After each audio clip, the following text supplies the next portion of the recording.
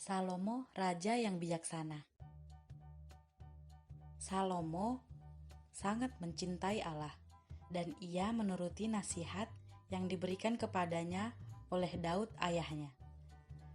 Allah sangat senang kepada Salomo, dan karena itu, pada suatu malam, ia berkata kepada Salomo dalam mimpi, "Salomo, apa yang kau inginkan untuk kuberikan kepadamu?"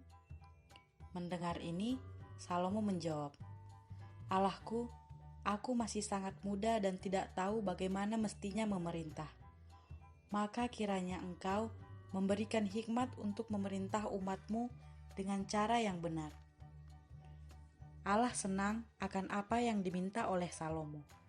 Maka ia berkata, "Karena engkau telah meminta hikmat dan bukan umur panjang atau kekayaan, maka aku akan memberikan kepadamu hikmat yang lebih banyak daripada yang pernah dimiliki oleh siapa saja yang pernah hidup.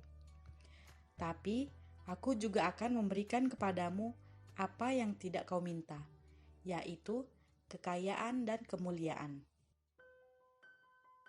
Tidak lama setelah itu, dua wanita datang kepada Salomo.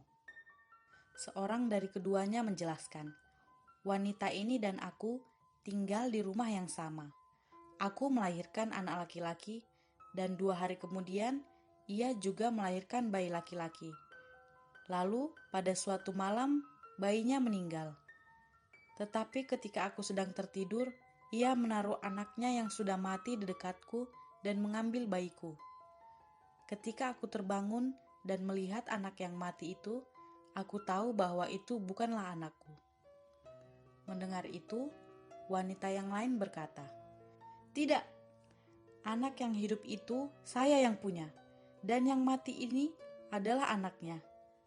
Wanita yang pertama menjawab, "Tidak, anak yang mati itu kau yang punya, dan yang hidup itu aku yang punya."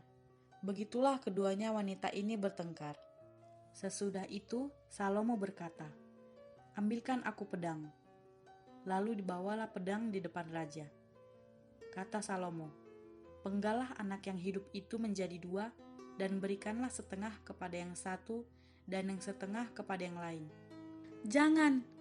teriak ibu yang sebenarnya dari bayi itu. "Mohon jangan dibunuh bayi itu, berikanlah kepadanya." Tetapi wanita yang lain berkata, "Jangan berikan kepada siapapun, penggallah." Akhirnya Salomo berbicara, "Jangan bunuh anak itu, berikanlah kepada wanita yang pertama. Dialah ibunya yang sebenarnya." Salomo tahu hal itu sebab ibu yang sebenarnya akan mencintai bayi itu sampai-sampai ia rela memberikannya kepada wanita yang lain supaya anak itu tidak dibunuh. Ketika seluruh orang Israel mendengar keputusan hukum yang diberikan Salomo, maka takutlah mereka kepadanya, sebab mereka melihat bahwa hikmat daripada Allah ada dalam hatinya untuk melakukan keadilan.